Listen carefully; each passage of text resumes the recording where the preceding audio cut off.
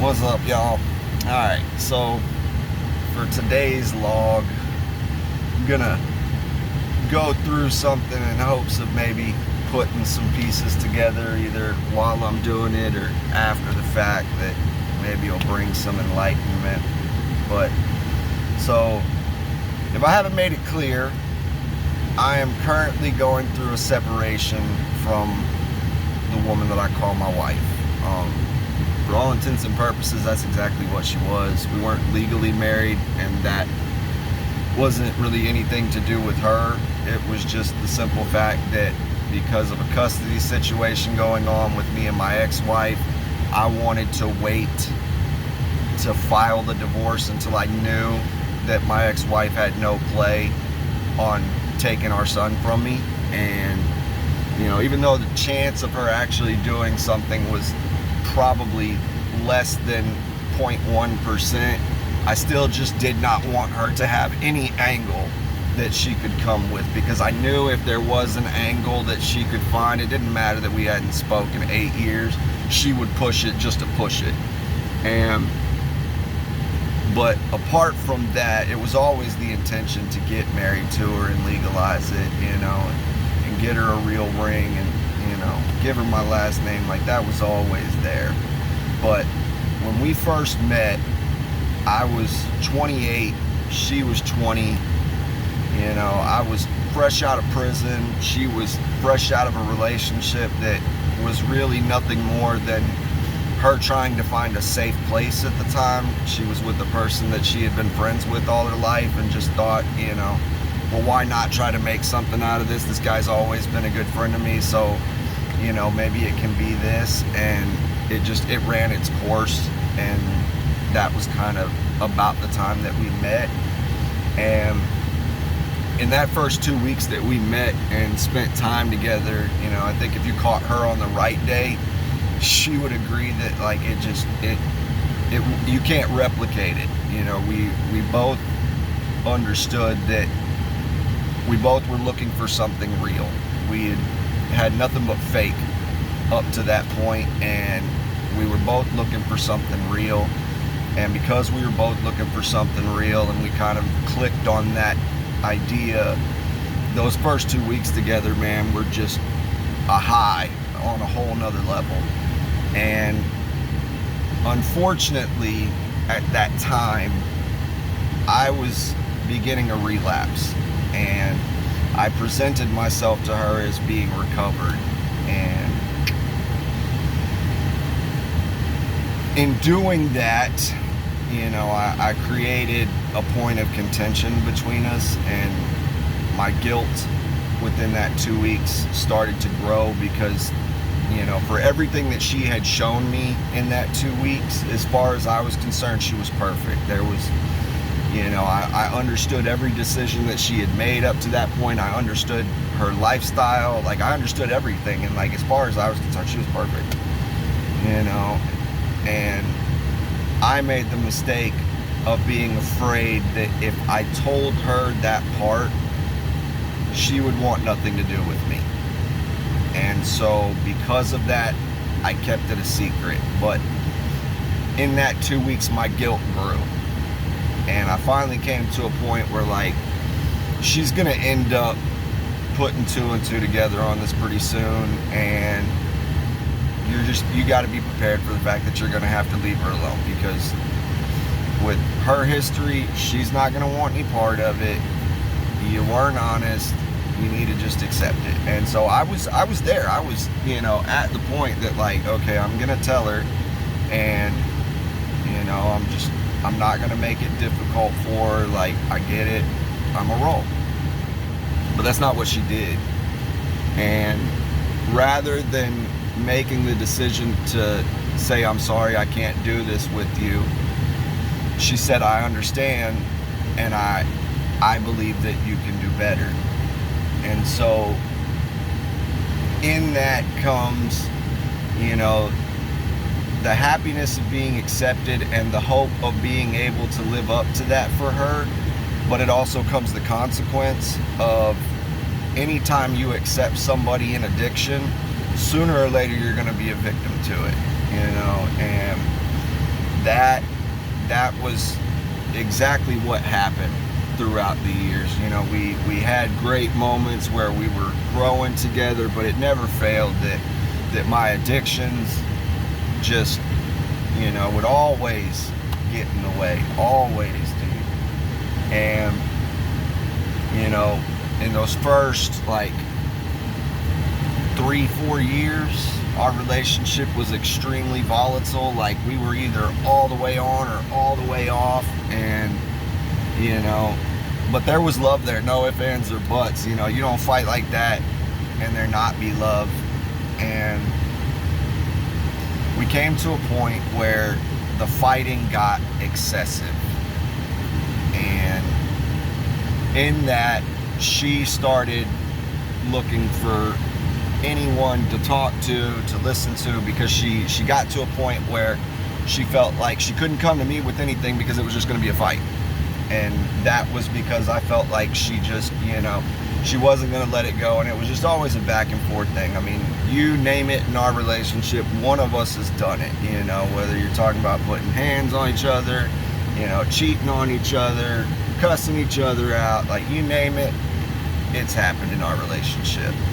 But there was always the fact that, like, we feel like crap afterwards for doing that to each other and wanting to repair it. And again, with addiction, it would repeat itself. But she came to a point where she needed somebody to talk to, and she ended up meeting a guy, basically making it up in her mind that, like, she's done with me, she's moving on. And part of that came from the fact that in the conversation she was having with this guy, she was basically telling him everything he needed to say, because she's saying everything that she doesn't like. So, you know, when someone's telling you everything that they don't like, it's really easy to, like, portray yourself as something that you're not. But by that time, I had already established a relationship with her kids, and so she wasn't willing to X me out of the dad role.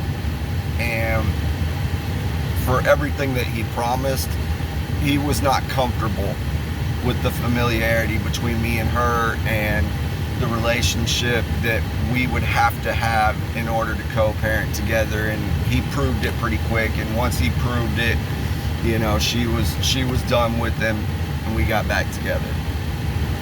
Now, obviously, because of the way that situation came down, now there's trust issues on my side too, you know, because now I've lied to her about being an addict. She's lied to me about cheating. You know, she never really 100% was even willing to call it cheating, because as far as she was concerned, she was mentally done with me, even though she hadn't told me that we were done, you know, and that when she started talking to him, we were not at that place.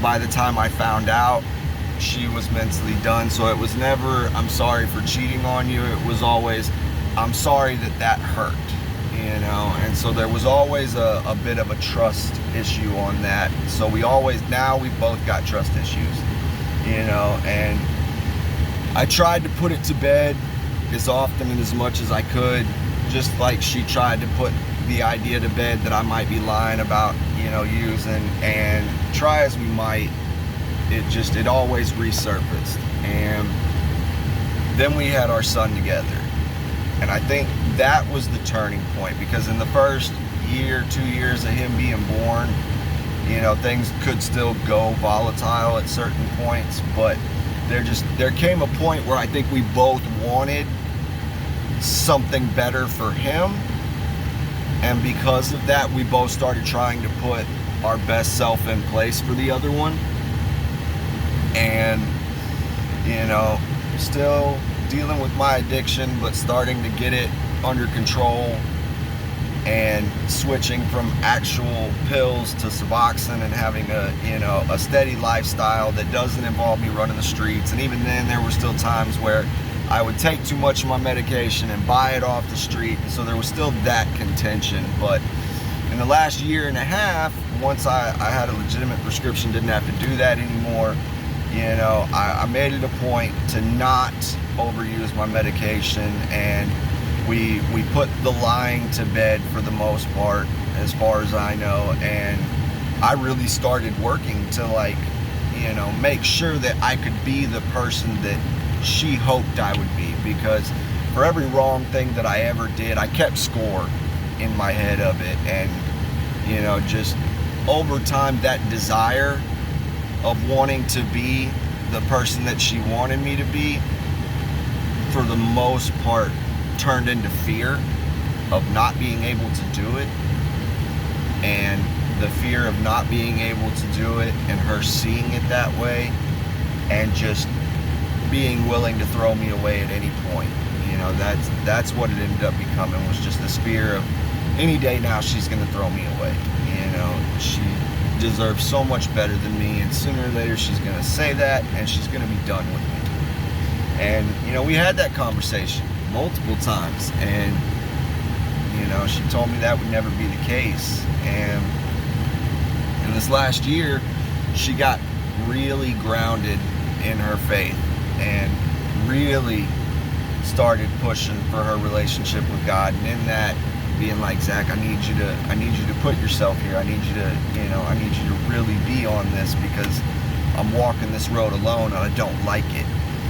You know, and so that's exactly what I did. I really started trying to find it, but at that time I was still in this weird place of, like, I don't even know if I can go back to God. Like, I for all I know, I'm talking to the wind at this stage. But, you know, I still kept trying, kept praying, getting nothing back, you know. And I think that part of the reason that my connection was reestablished was because I finally came to God with a prayer that wasn't selfish, because it wasn't a prayer that was about me so much as it was about her. Like, it involved me, but it was for her, was the point of the prayer. And, you know, in this time period, because of her getting so involved in her faith, she went off and she started involving herself in all these different programs. And, like, you know, as we're going, our relationship is having moments where it's starting to get really good. We're starting to really get back connected. Little things are coming up that kind of, you know, push us apart for a day or two, and then we're good again. But as far as I see it, we were growing. And it just, she got involved in a little bit of politics in our town and all this different stuff, and it started to seem like about the time that we were really starting to grow again, she was starting to just have so much going on that, like, you know, when she was home, she wasn't mentally there, emotionally there. She was on the phone, you know, talking to people, texting, just doing all these different things, trying to make all these different things happen, you know. And I started to get lonely, you know, and I went to her and essentially told her, you know, I feel like, and the way it came out was so stupid on my part, but I came to her and was like, it feels like every time we have the opportunity to spend time together, you have something come up. And she took that as me basically saying, you're using God as an excuse to stay away from me. And that hurt her, and I know it did, you know. And, like, within seconds of it leaving my mouth, I knew that that's how she took it, and was like, that was stupid. Why did I say that like that? Because that wasn't even my point. Like, I wasn't trying to suggest that she was using God to, you know, dodge me. I was just trying to suggest that what I was trying to point to was that I feel like you've got certain things that are taking a bigger priority than being here with me and the kids. And I could have done a way better job of telling her that. But said that, hurt her feelings, and, you know, a couple of days of just weird incidents. Like, we went out for my birthday after that conversation, and she asked me to go inside and make sure the kids had done what they were supposed to do. And the agreement was that we were going to go eat and then come back to the house and just hang out, me and her, you know, which I was so looking forward to. And she asked me to go inside and, you know, make sure that the kids had done everything that they were going to do. And that she was going to sit outside and listen to music for a few minutes, which she always does. She loves music. That's where she thinks, that's where she lets go, it's where she decompresses, that's who she is, and she always does that. But this particular time, she ended up being out there for a while, and because of the way she said it, it felt to me like she was saying she wanted to be alone for a minute, and knowing like everything she's got going on and the way that I just made an idiot of myself 48 hours prior, like I was like, okay, I get it. Well, a few hours goes by and now my feelings are hurt because she's still out there. And so it's like, dude, she has literally gotten to the point where she could care less how I feel, which, I wasn't mad, I was just hurt. My feelings were just really hurt. And, she came inside finally, and when she came inside, she could tell that my feelings were hurt. I was a little mad at this point, and she wasn't in the mood for it. After the situation that had happened 48 hours prior, she was not in the mood for me being upset about it, or dealing with me being upset at least. And so we get into the initial breakup, and in the initial breakup, she essentially tells me like everything that she knows that I'm afraid to hear. Like everything. Like she knows what my fears of her saying about me are, and she essentially tells me every single one of those.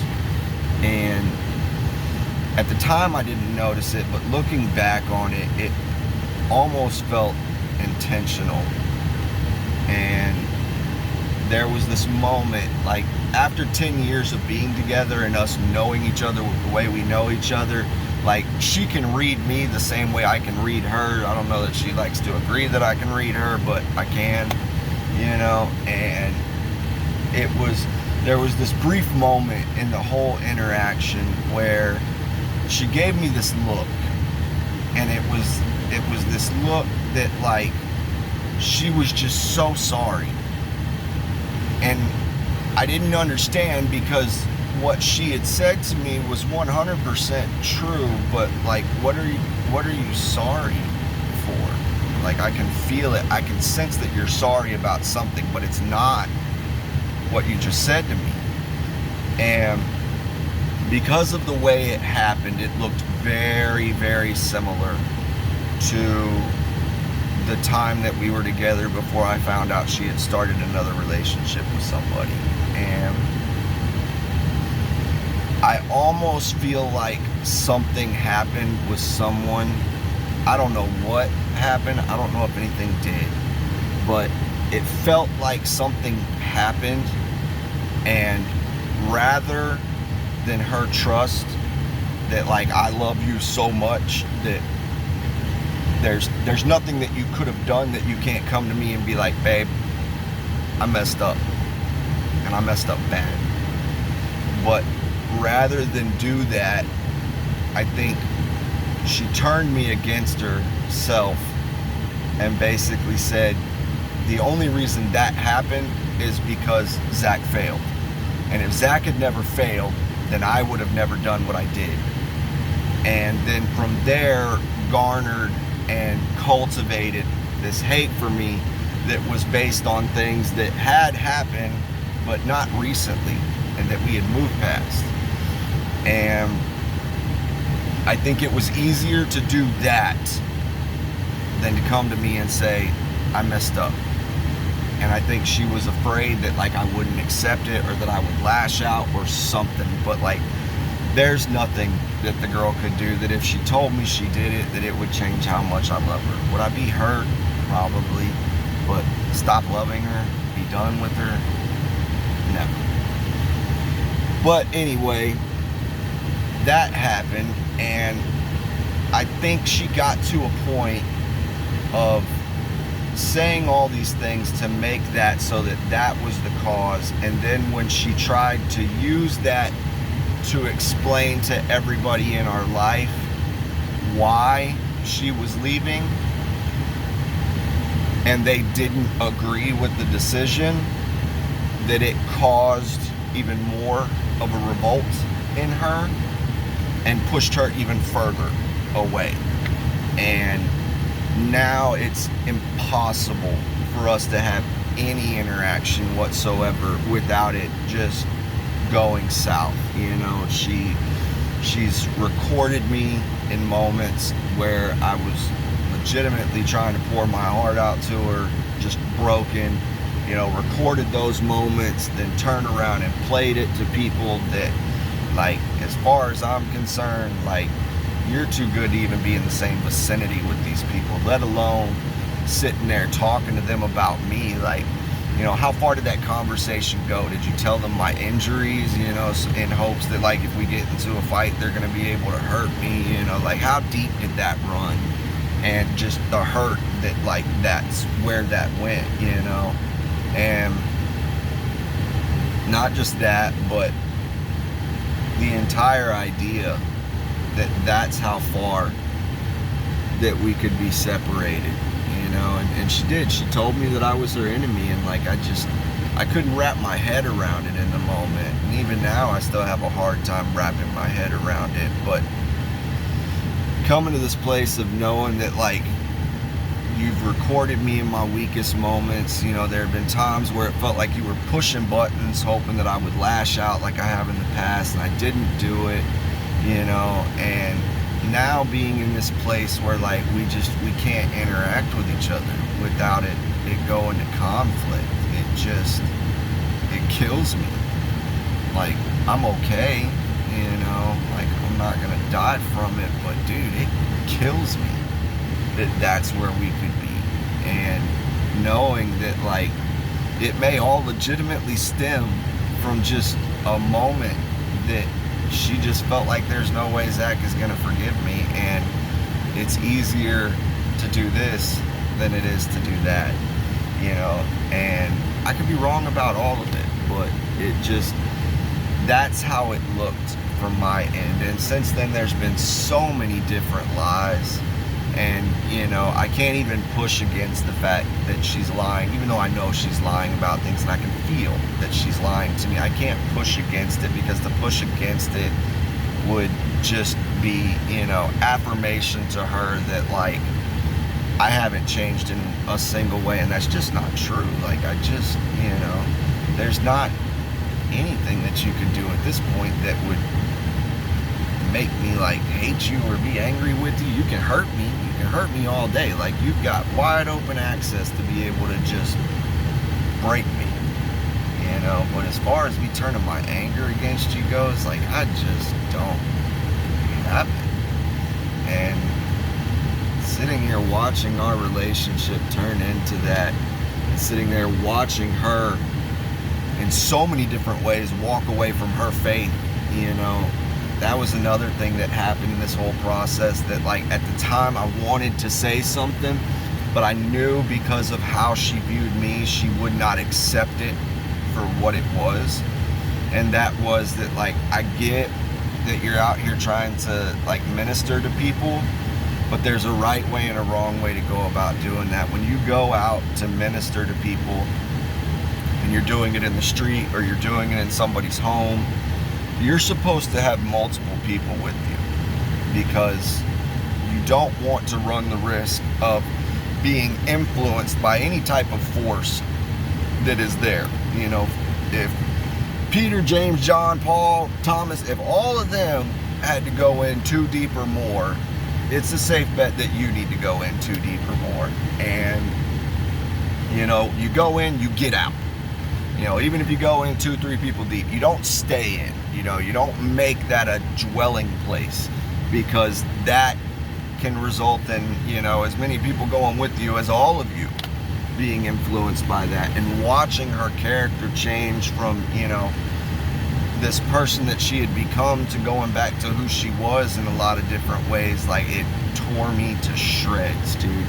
And then to see her just grow this hate for me just broke me, and I was really hoping that, like, even though we're not together anymore, on some degree we could find a common ground with each other and be able to make things work with the kids. And right now, man, it just is not finding itself at all.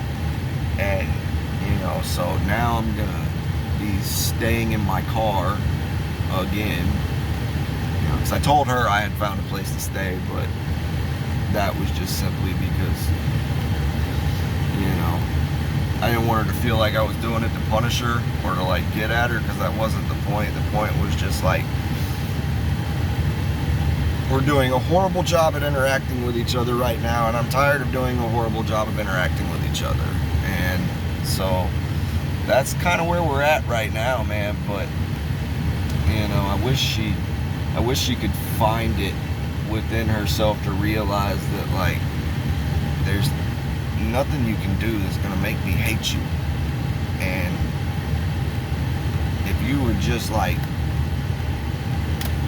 open up, you know, I'll walk down the road with you. You ain't gotta walk down the road, you know, as a couple, but like we're family at this point. So like,